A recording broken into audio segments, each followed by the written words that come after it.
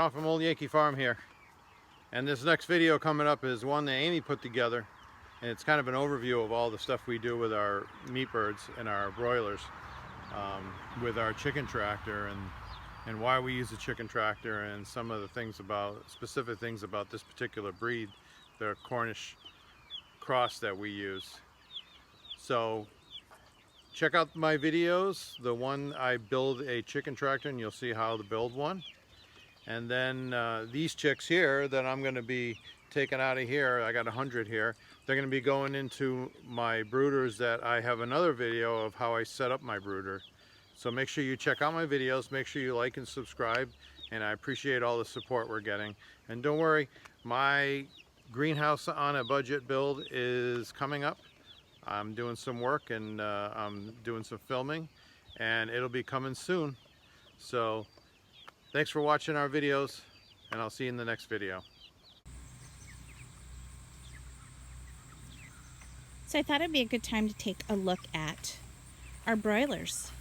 This is a tractor that we built. I say we, it's really Sean, but I tell him to do stuff, so he does it. No, I actually think the tractor was his idea. I don't know. But it's fantastic. It's a great way to keep these guys fresh and clean and give them as natural of a habitat as we possibly can. So the back wall, as you can see, is solid wood.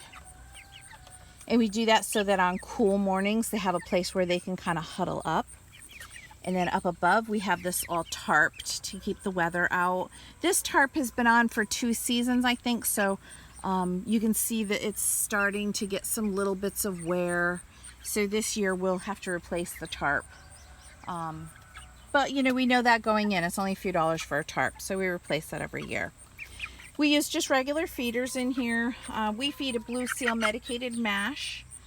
And the reason that we choose medicated is because this breed is real prone to coccidiosis, and even though we raise them in a very sanitary environment, I don't want to have any losses over something stupid.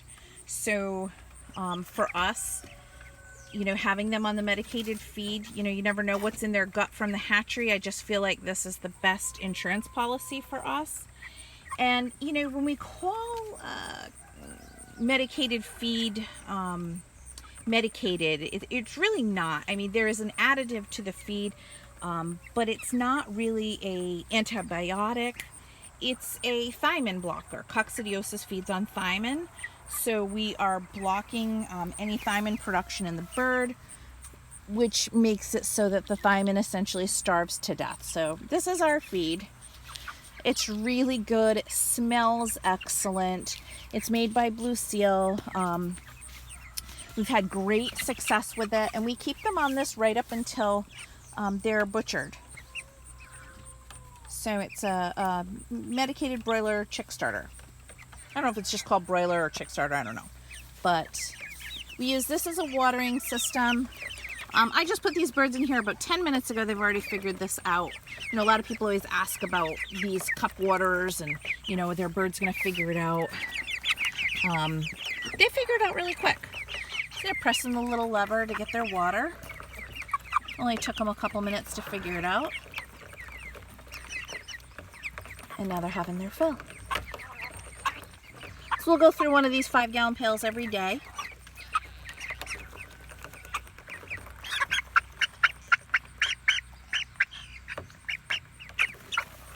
It works really well. All right, I'm going to step back. I'm going to sit in the grass here, and we just kind of watch these guys and talk about them a little bit. Hopefully I didn't sit and poop.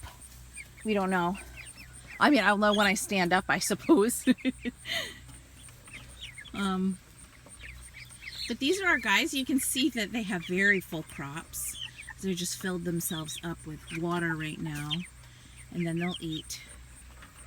Let's see if I can zoom in a little and wait till someone turns around. You can see that big crazy crop. Look at that little guy. I'm waiting to see someone turn though, because it almost looks like a balloon on the front of their chest. And sometimes new chicken keepers get really concerned when all of a sudden they'll see this big balloon on their front end and think, oh my gosh, there's something wrong with my bird. And there's not. That's their crop. See it? It's just this big swollen balloon. And that's where they store their food and water before it goes down into their belly. It's pretty gross. These birds are gross. Right now they're just a mess. And we don't have any power on the farm right now. We actually had a bad storm about 4 days ago that took the power out. Oop, there's my finger. And we still don't have power. We're on day 4.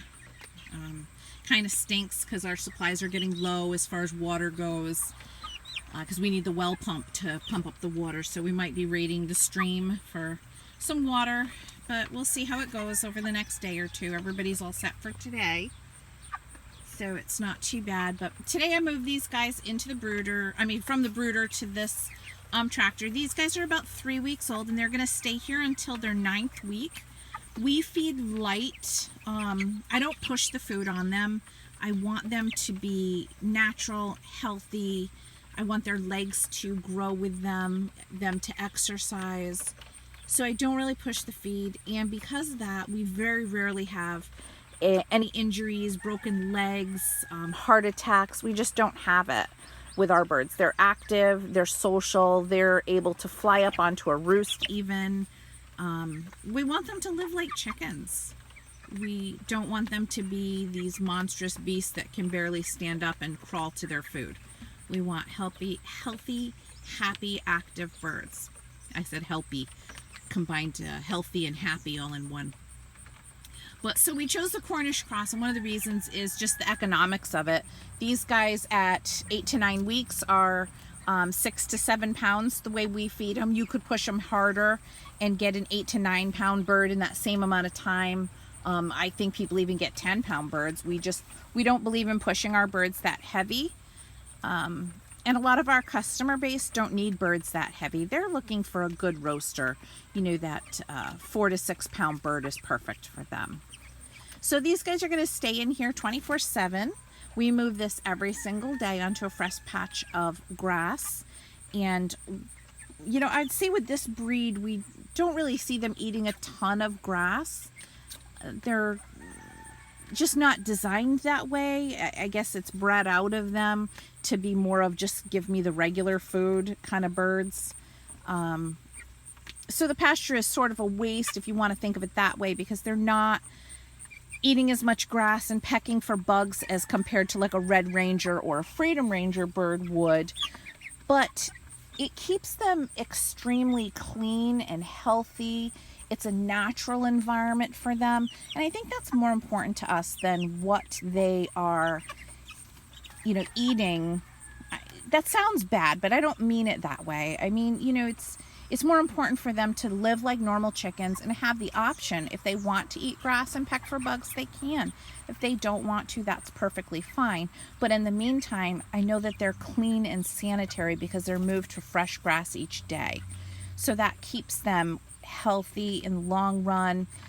And, you know, their limbs are strong, their hearts are healthy. I just feel like that's a really good option for us. We also source our chicks from a local farm. We don't do the mail order chicks. We used to, and we just had a lot of mortality in the mail.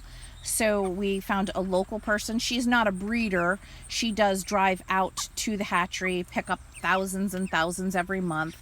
And once she gets home with them, we go over to there and pick up the chicks. So it's nice because they don't have to go through that box in the mail and be at the mercy of the postal service, which I think tries hard, but you know, there's just losses when you mail chicks, and I just don't want to be a part of that.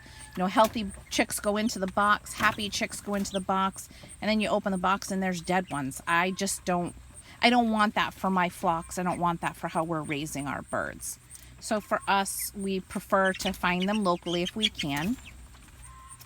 This breed is kind of a dog-eat-dog kind of group. You can see that they stand right on top of each other. They don't care. They will smother each other if they're cold. So you do kind of have to watch them as far as things like that go. In the brooder, if they get a chill, they'll all pile up on each other, and the smaller ones that are on the bottom will all die. And that's always unfortunate. So we try to be really careful. but they are definitely little monsters, and they will, I can't believe how long they're still drinking. But they are. This is their first time in this tractor. They've been in here for maybe about an hour before I decided to take the video. So that's our guys.